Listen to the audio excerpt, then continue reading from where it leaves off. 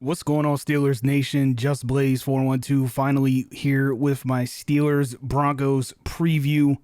Coming off a week where we lost to the Green Bay Packers in a game where, honestly, going into that one, we pretty much all assumed, at least most of us assumed, that that game was not going to be winnable.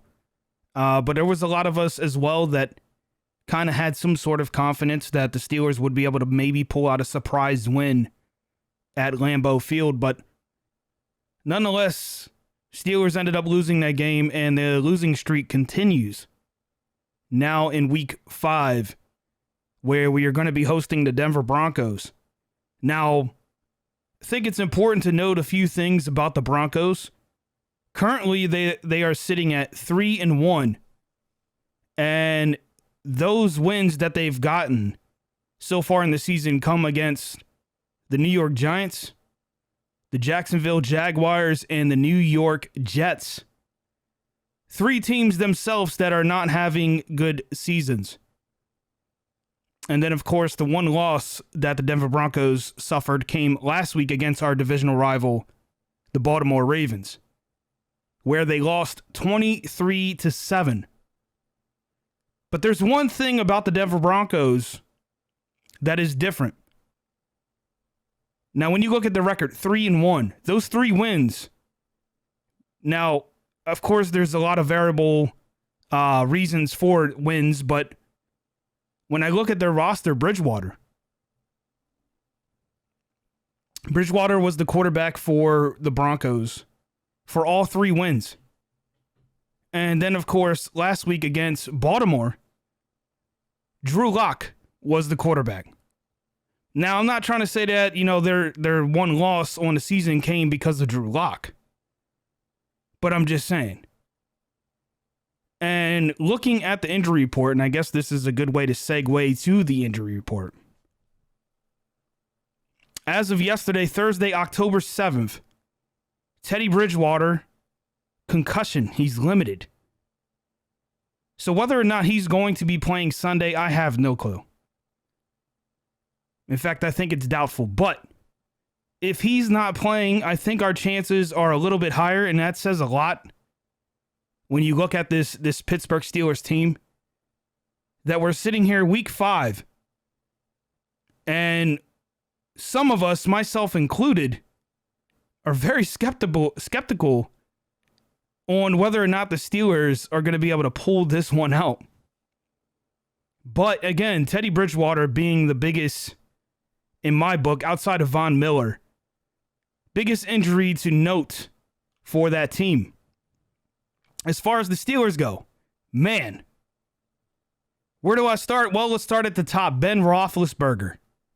He did have full practice Thursday. He's currently still suffering from the pectoral issue that he suffered weeks ago.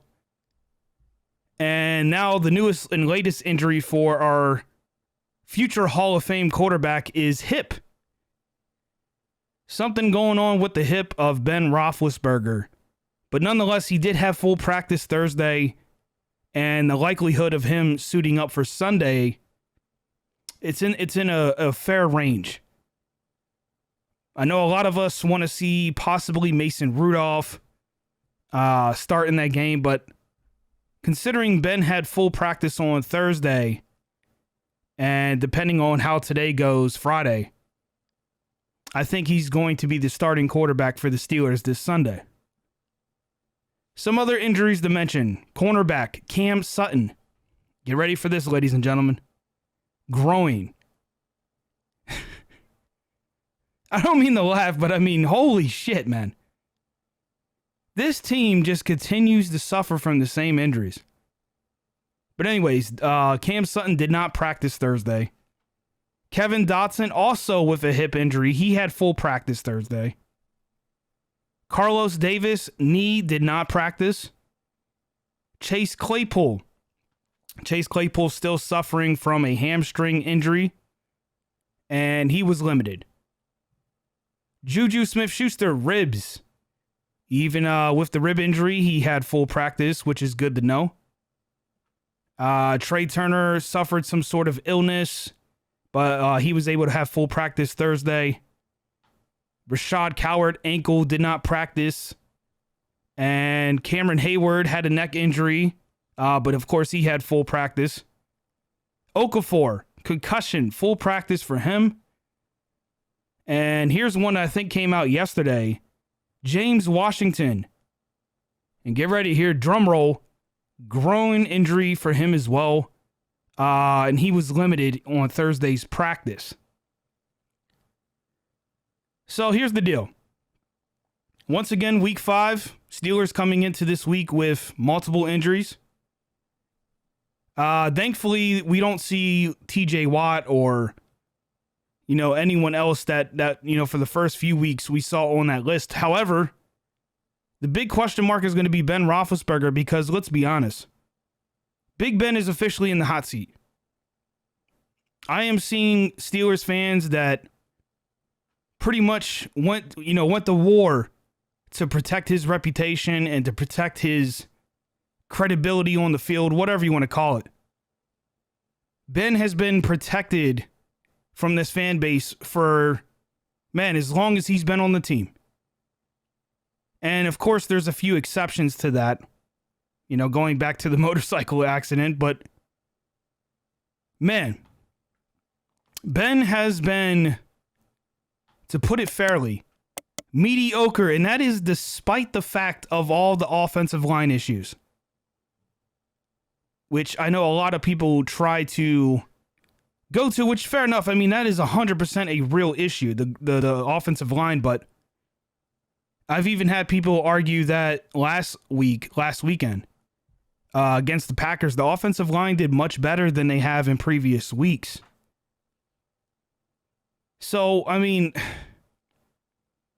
I don't know if it's one single thing that we can point at. I think it's a multiple, or like I said last week, a collective issue with this team. Because the offense does good, the defense does bad, and vice versa. We already know that.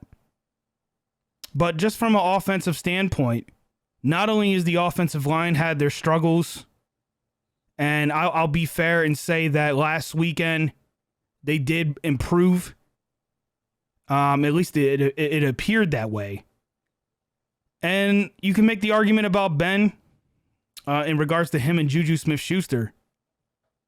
There was 2 very unfortunate passes that happened in the Packers game where Ben and Juju Smith-Schuster had opportunities to score touchdowns, in my opinion.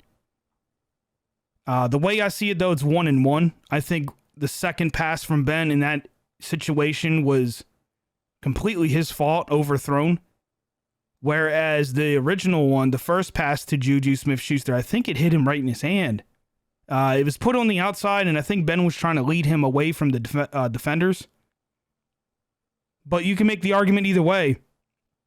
And I guess the point I'm trying to make is Ben Roethlisberger is not excluded from criticism. In fact, on this channel, specifically last year, I have been very harsh in regards to Ben and my desire to move on despite, what may come because of that. And now I'm starting to see how the fan base is shifting more towards what I was saying a year ago, which is that it's time to move beyond Ben. But I'm glad you guys all caught up. And welcome to the Steelers after Ben, because that's where we're heading. That said, man, let's talk about Steelers Broncos. I think the keys to winning this game for the Steelers is very obvious.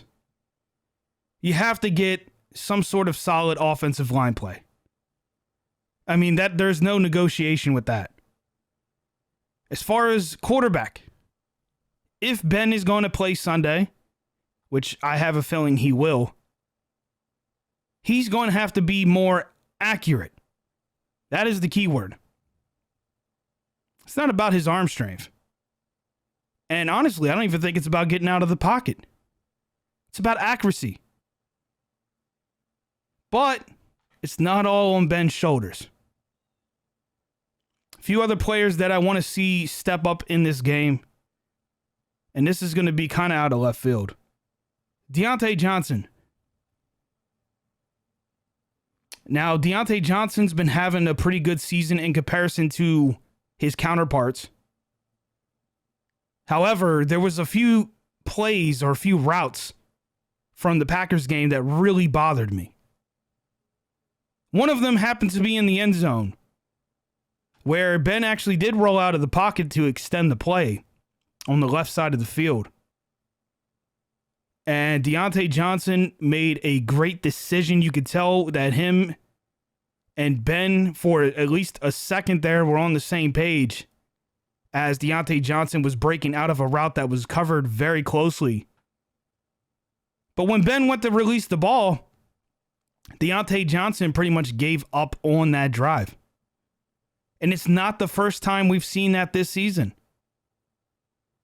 You know, Deontay Johnson seems to be, in my opinion, when it comes to all the receivers on this roster.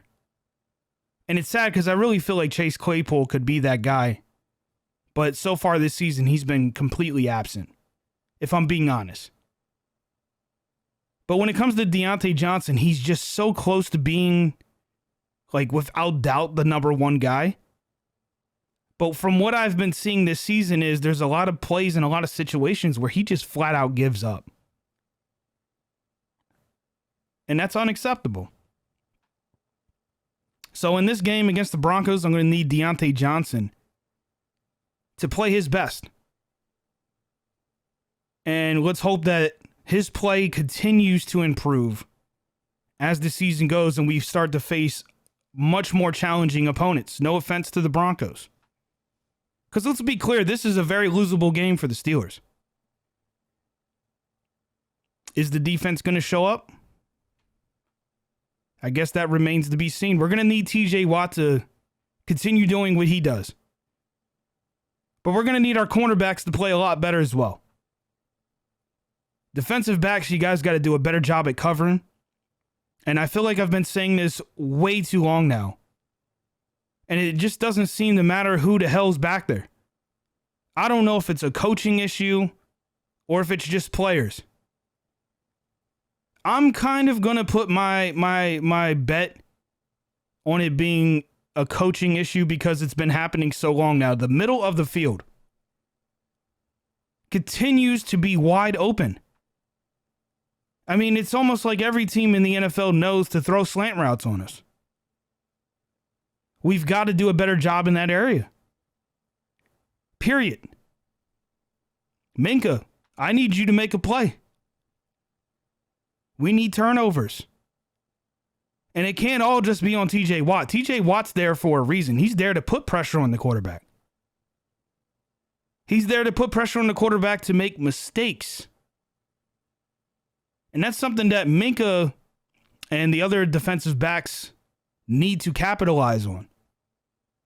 Be in position. Be focused.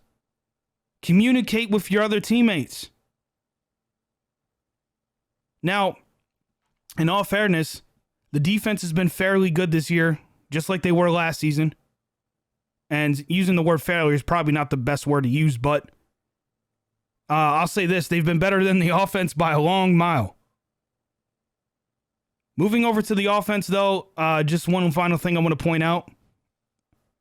Harris, man, continue doing what you're doing. I feel like he's doing a great job. I just feel like the Steelers coaching staff needs to stop abandoning the run once they get to the second half. Regardless of what the scoreboard, you have to stay true to your running game. And one final thing I want to point out, and I'm pretty sure I'm probably forgetting a few things, but maybe you guys down in the comments can fire off and let me know what you guys think as far as what the Steelers need to do to beat the Denver Broncos. But one thing I want the Steelers to do this week is to start getting Freiermuth involved in the offense. Start targeting the middle of the field. So it's like on offense, we need to target the middle of the field, and on defense, we need to stop teams from targeting the middle of the field. If the Steelers can do that, there's a good chance we win our first home game, which is absolutely mind-boggling to me. With that said, man, you guys let me know down in the comments what you think. If you're new to the channel, make sure you subscribe. Don't forget to hit that like button. And again, let me know what you guys think down in the comments below. And don't forget, I will be streaming this Sunday for Steelers Denver Broncos. Until then, man, here we go. Steelers Nation, I'll see you in the next one.